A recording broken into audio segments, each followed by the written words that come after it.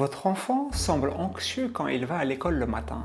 C'est comme s'il avait une boule au ventre et il n'a pas envie d'y aller, il traîne la patte. Vous voyez qu'il est très frustré lors de ses devoirs à la maison. Ça peut aussi lui arriver d'hésiter souvent dans sa conversation. Il bafouille, il recommence sa phrase et il a un vocabulaire imprécis. Dans cette vidéo, vous allez découvrir 5 signes pour reconnaître une dyslexie entre 7 et 8 ans. Bonjour, moi c'est JM, je suis chercheur indépendant et je souhaite vous aider à anticiper, à prévenir une dyslexie chez vos jeunes enfants ou vos jeunes élèves.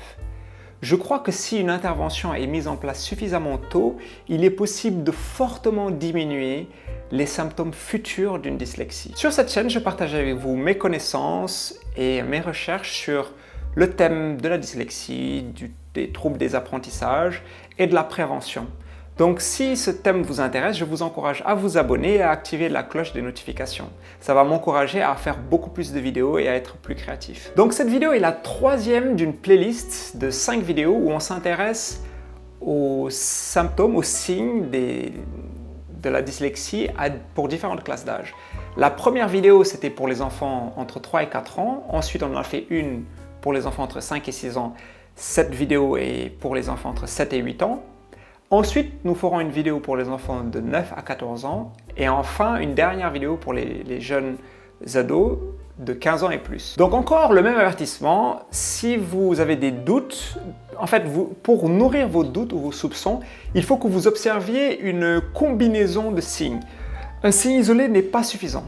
Il faut une combinaison de signes et il faut aussi que, malgré tous vos efforts, pour aider votre enfant à faire face à l'un de ces symptômes, sur plusieurs mois, que le signe persiste.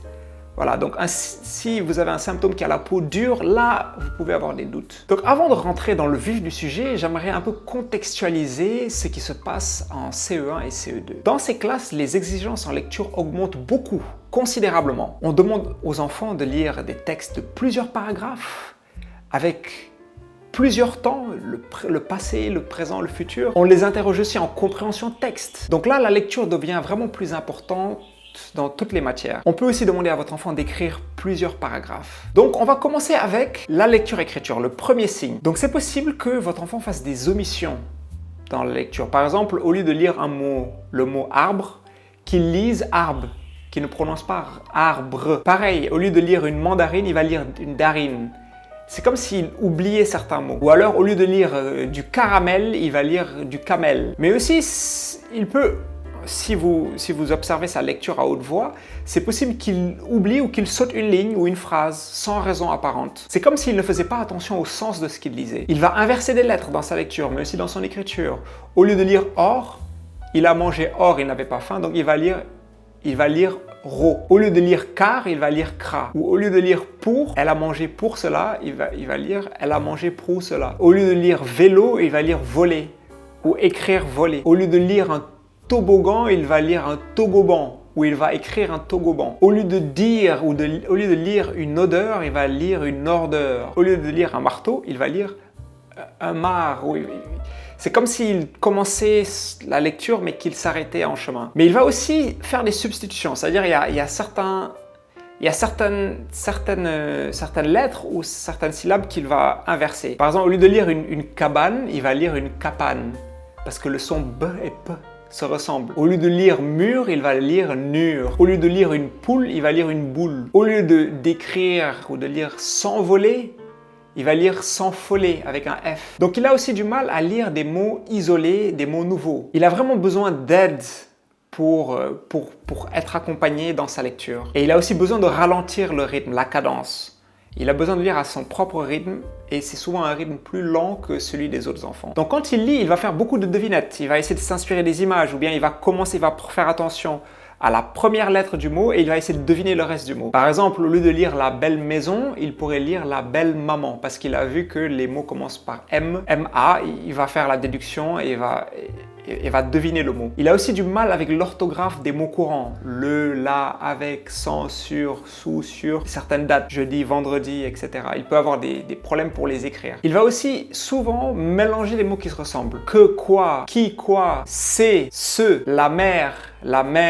Il va aussi avoir une mauvaise coordination motrice ou une mauvaise calligraphie dans son écriture. Il a du mal à tenir le crayon correctement, convenablement. Le deuxième signe, ça sera pour l'expression orale. Quand il s'exprime, ça peut lui arriver souvent de faire des hésitations ou de bafouiller quand il parle, de s'arrêter à plusieurs reprises, de reprendre ses mots. Il va souvent utiliser un vocabulaire imprécis. Il va dire un truc, une chose, un machin. Il va pas utiliser le mot spécifique pour désigner un objet ou une date, par exemple. Donc, quand on lui pose des questions, il a besoin d'un peu plus de temps pour formuler sa phrase et l'énoncer à l'oral. Donc il a du mal avec les notions d'ordre, le matin, le midi, l'après-midi, le soir. Ça ne semble pas avoir de sens pour lui, toutes ces notions. Enfin, troisième signe pour les apprentissages, il a du mal à se souvenir des dates, du nom des villes, dans le pays ou le nom des capitales à l'étranger. Il a aussi du mal à se souvenir du nom des personnes. C'est difficile pour lui d'apprendre une langue étrangère. Il a du mal en général à acquérir du nouveau vocabulaire dans chaque matière. Il a du mal à apprendre ses tables de multiplication et il fait des confusions sur les signes arithmétiques. Par exemple, le signe multiplié et le signe plus.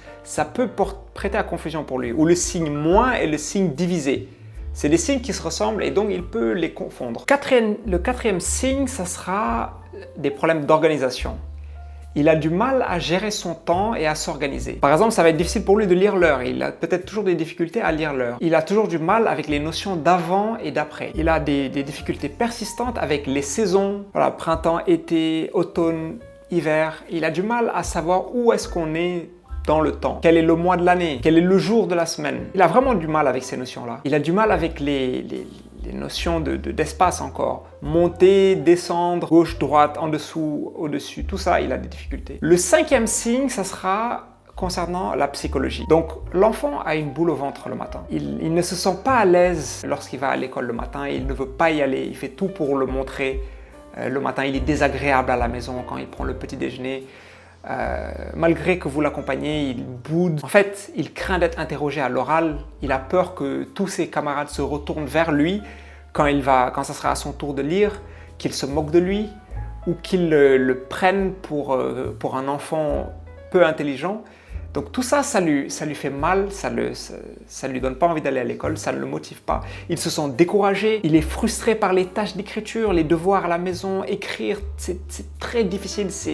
Il n'aime pas ça, il déteste ça. Il a l'impression de fournir beaucoup d'efforts, plus que ses camarades, et malgré tout, les résultats ne suivent pas. On continue de lui dire qu'il ne travaille pas à l'école, ses maîtres, ses maîtresses lui disent qu'il ne travaille pas, et ses autres camarades le regardent mal. Donc tout ça, ça a tendance à le décourager. Il reçoit des mauvaises notes, il n'aime pas l'école finalement. Il commence à détester l'école. Voilà, donc si vous avez des doutes, n'oubliez pas que c'est toujours une combinaison de signes qu'il faut prendre en compte, pas un signe isolé, et que le signe doit se répéter dans le temps sur plusieurs mois, plusieurs semaines, plusieurs mois. Néanmoins, si vous avez des doutes, je vous encourage à regarder ma vidéo où je précise en 3 étapes comment être certain que votre enfant est dyslexique ou pas.